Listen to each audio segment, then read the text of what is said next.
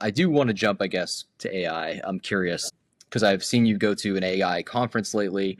So I want to pick your brain. First and foremost, I guess since we're on kind of that subject of your business, how are you guys using AI in your business today? So we're not to the level of AI that I want it to be. And maybe the reason why I say that is because I've learned from other people who have built business now that are very AI first, right? And AI first means that you're using AI before you're using the human. That's a very, very simple way to do it. And I was like, okay, AI first is where I want to get the business. It's going to take some time to get there. But on that level of like where we are now, we're constantly training our team how to leverage AI to just make things more efficient and to get better feedback loops. Like, I've shown for everything that I do, I probably have some sort of like custom GPT that I've like created. Yeah. Like I've created my own custom copywriting GPT. I've created a sales call analyzer for my team. So as soon as they're done with the sale, and I just got to create this, I have to create the make automation for it. So Yeah. as soon as they're done with the sales call, it plugs into the custom GPT and then gives them a full like breakdown of their sales call, like what they could have done better and everything like that. Mhm. Where else are we using it? So we have one of the things we use, I forget what the name of the platform that's plugged in, but we have it plugged into Slack. So this platform, the way we set it up, it's integrated into our Slack, integrated into Notion, it's integrated into all of our SOPs. And so they can simply in Slack, we have it's called PanchBot. Like they just ask it a question and it can give them the relevant SOP or link or whatever the heck they're looking for. So it's helps to reduce the amount of stress like on the operational team.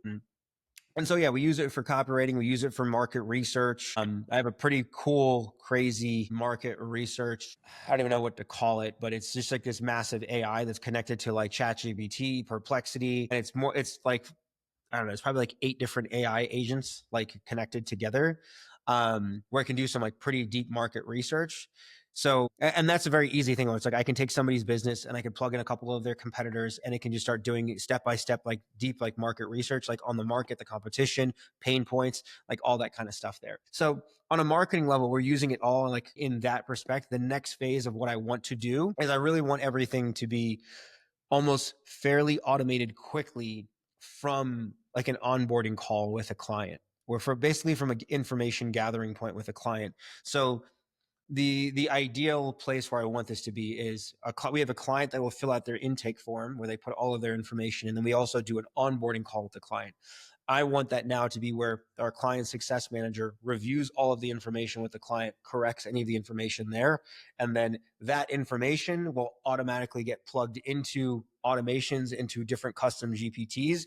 And then all of those different custom GPTs are actually housed with a database of our best like intel. Like, so like our best like ad frameworks, ad copy, our best like video scripts. So it can quickly take it and then just pump out like probably ideally even on the call or maybe right after the call, like all of those resources very quickly. So, because for us, it's like, I think for any customer, it's like, or any business, it's like, it's time to value. How do I cut down the time to when somebody experiences a win or something like that? So they get more bought into your service, your product, your software, whatever it may be.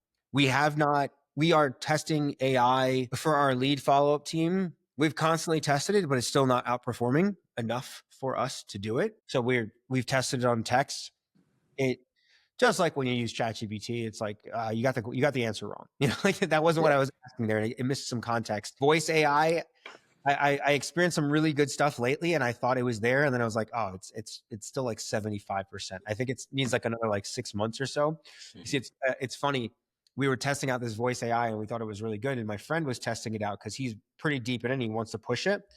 And I won't say his full name, but his last name, like he was talking to it, the AI is asking him his name. Like it Mhm. gathers information. Great. Can I get your first name? It's like, my name is John. And then, so his last name, she's like, can I get your last name? He's like, oh, my last name's Price. And then it started talking about a price objection. Like it started trying to open Oh, a price objection. So it's like these things that you don't think about that can still kind of go wrong with it. So it's close, right?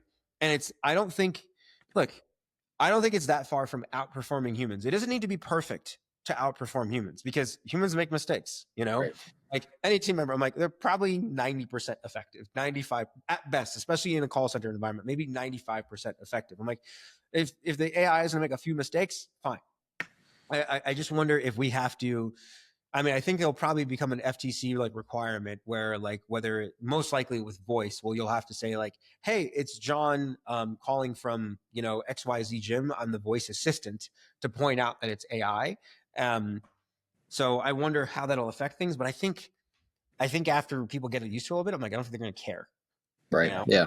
I think, like you said, regulations will come and then people will adapt. I think I'm seeing, especially in the tech industry, I've noticed that companies have downsized and definitely used AI with where it's at right now to circumvent a lot of positions or rehiring people. I've seen it firsthand, and so it's interesting. I'm wondering from your point of view, how is the fitness industry adapting to AI? What have you kind of seen out there? And I guess second part of that question is, how is the fitness industry like? What's the landscape right now? What's going on? Yeah. So just to clarify what you said there, so you saw companies that downsized because of AI, and then now they're rehiring because like that didn't go quite as planned. No, sorry, the opposite. So they downsized, they did some layoffs, and then they put in some systems to where the AI could kind of like do the job that the human was doing.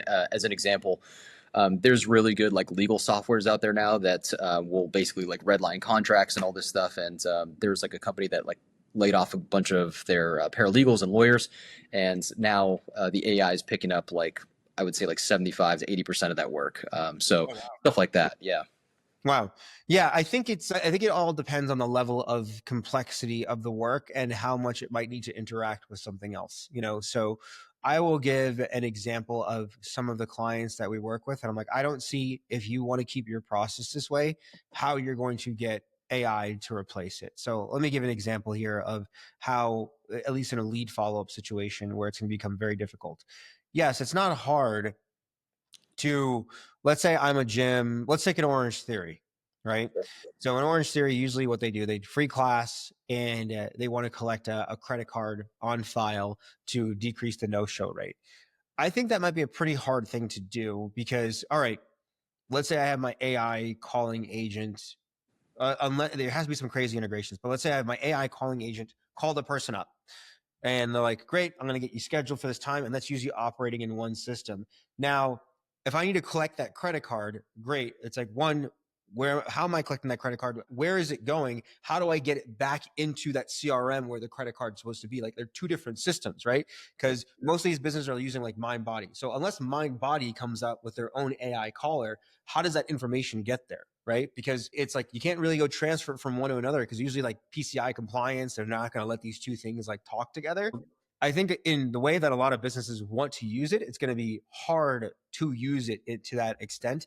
I think at least from the calling standpoint, it's going to be a little bit tougher, right? But you can still use the calling to a certain extent with other stuff. Like one of the gentlemen that we were working with, where he has AI calling set up for like HRT clinics, they'll set up like 3 different agents. And so one is like your sales agent, which is the one that's going to book. There's going to be one that's a receptionist for when people call in. And then there's one that's just purely for call confirmations or, confirm that they're coming in. So I can see you still leveraging AI to a certain extent for some of this stuff. Like, let's have one in place to confirm every appointment to call the night before and call every single one of them. So I see applications like that. But if you have certain complex things that require different systems, I just don't see it yet.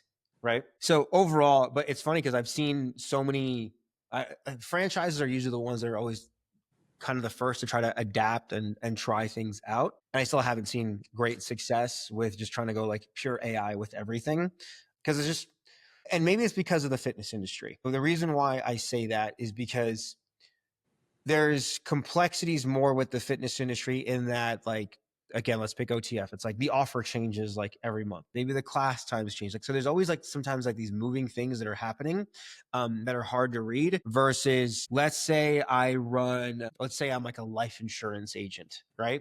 Life insurance agent, like every lead comes in, he's like, just try to book an appointment, right? It's the same thing every single time. Just book the dang appointment. There's not complexity in changes within the appointments or different appointment types and different class types and all this stuff. So it's like you can train that one AI agent and just do the same exact thing over and over and over and over and over again.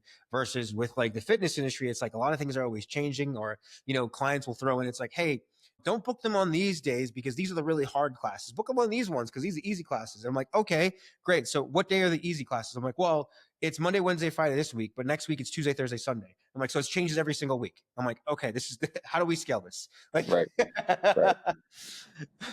Totally makes sense. I guess what are you seeing right now in the industry? Because I think I was more close to it. I think pre-pandemic and through the pandemic we were kind of working together, but then now we've kind of come out on the other side, and I think like from me just going to the gym and just observing, it seems different. It seems like gyms are less full. There's less people coming in and taking classes. Is that just due to the competition? Is there just more stuff out there that people are trying, or like what are you seeing?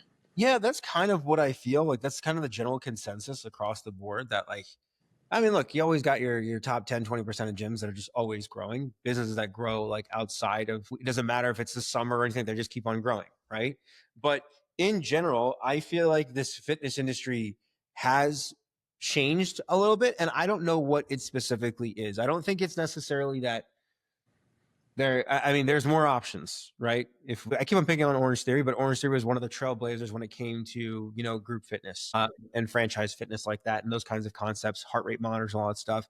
And so it's like you were like the first, but like you were in the beginning phases of this, right? So it was easy to just like grab up market share. And now there's just so much more competition. There's obviously, franchises that have kind of like oversold, and there's like too many of just within the same franchise within the same area, let alone like other competitors. So I think those things have all contributed. I also think, yeah, I think COVID created a shift like in the marketplace in terms of like consumer behaviors, right? Like, yeah, I mean, I think Peloton was also having some trouble, but like, certain businesses like that, like had this surge and then they went back downwards, right? So it's like, I think certain people, but that still some people stick with those kinds of things using, maybe they don't stick with a Peloton or a Tonal, but now they're like home gym, or they went to personal trainer, they went back into the regular gym. I think, economic uncertainty has people leaning a bit more in towards like, hey, I want to have like a lower commitment membership. I want to have a lower price point. That is also something that I noticed over time was that, a lot of the clients that we used to work with used to sell a lot of contracts, 6 months, 12 months, 18-month contracts. And we saw that, kind of like through COVID that it quickly went that nobody really wanted to buy the 18-month. And then more people were favoring the 6 month, and people were even favoring, like, give me the month to month, even though it's $20 more a month, Right. and I think that's just been that constant thing of like that economic uncertainty. I'm like, I don't know what's going to happen in the future. Maybe I won't have a job. I don't know what my job is going to do. So I think a lot of those things have created a shift in, the general consumer behavior overall. Um, yeah, I'm trying to think about any other things that I've noticed in the fitness industry changing. I mean, naturally, with any kind of advertising, it's like lead costs have gone up, and that's not just because there's more fitness people or more gyms advertising. I'm like, there's more businesses advertising, right? Right. It's just nonstop, right? It's going to continuously go up. It's never going to stop going up over time. The only way it's going to ever go down is if all of a sudden more people all of a sudden like appear in the world because we have more Yeah. people to advertise to, because all the ad platforms are going to keep on doing is they're just going to come up with more ad platforms. If you notice, you don't advertise, but now Facebook is allowing you to advertise on Threads, right? So that was not a placement that existed that long ago. I don't think it's effective at all yet. I still don't even use Threads, and I have a Threads account, right? Right. It won't be long before they have like the AI glasses placement, and we'll see how that one does, like Yeah. some, right? But they're just trying to increase placements to hit the same exact kind of people for the most part, or hopefully people that are, maybe the person that picked up the AI glasses wasn't using Facebook or Instagram. But it is funny. If I talk about one other shift, I think there's been more of a rise in Instagram. I don't want to say there's a downfall in Facebook, because I mean their stock keeps on going up. People keep on using it. I kind of use it, but it's not when I go to scroll on my phone, right? Mhm. If I go scrolling, it's on Instagram. So I would say more leads are now generated from Instagram. But funny enough, when you look at the data, Facebook is still beating Instagram. when Really? it when it comes to, yeah, pretty for the most part, Facebook is generally beating Instagram when it comes to lead generation. Do you think that comes down to like just the demographics of the people on each platform? Like, are the boomers just more receptive to like ads and clicking on them as I opposed to? I think the boomers are more receptive to ads, but I say that I barely use Facebook, but I still use it a little bit. Mm. Although most of the times, I personally feel like when I've opted into ads, it's been more often for me to do that on Instagram. I Mm. feel like that. But I think you know every ad platform has a different dynamic, and every ad platform produces kind of like a different quality of lead. Like I think like TikTok kind of produces like some of the worst leads Okay. because it's a very short attention span platform. One of the platforms that creates some of the best leads is YouTube, right? Because think Right. about what kind of headspace are you on when you're going onto YouTube? It's like, I want to be educated or edutained, you know. Right. I'm looking for longer form content. I'm not looking for crazy dopamine hits, right? Yeah. So if you get somebody on YouTube, it's like if they get hit with a YouTube ad and they consume it, it's like they are already in that zone of like, I want to consume information and take some time. I'm going to listen to it with the video audio on, right? Whereas with like Facebook, Instagram, I think they say like 70% of ads are watched without the audio on, right? Right. So I don't. I think maybe Facebook, the platform, like maybe people are just more accustomed. Like, and also with Facebook's placements, they show a bit more text and information on there. So I think Facebook may have do a better job at hooking the attention on the ad. Like if you look at an Instagram ad, you usually see the image or the video, and then there's just kind of like a little bit like one line of text, right? And maybe and usually you see like a call to action button or a little bit of a headline there. Whereas that information is more present when you're looking at it on a Facebook ad. Like I can see a headline at the top, so I can use more words to hook your attention. And then the headline, as they call it, the headline, like on the ad. So like I have a bit more real estate to like hook curiosity and get a person interested in reading more. So maybe the amount of users on Facebook, the people that are using Facebook are probably more prone to opting in to ads and taking action. I think that could potentially be it.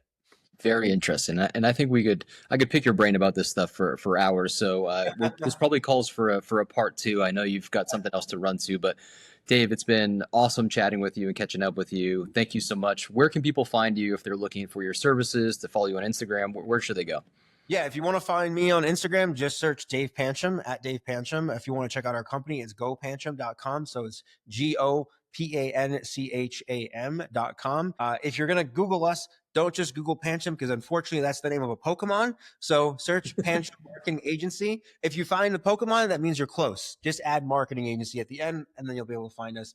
I didn't know it would work out that way, but just so happens that my last name happens to be a Pokemon's name, but I was here before that, I think. Facts. They modeled it after you. So awesome, Dave. Well, thanks for your time today. I appreciate you. And thanks for watching, everyone. We'll see you on the next episode. Awesome. Take care.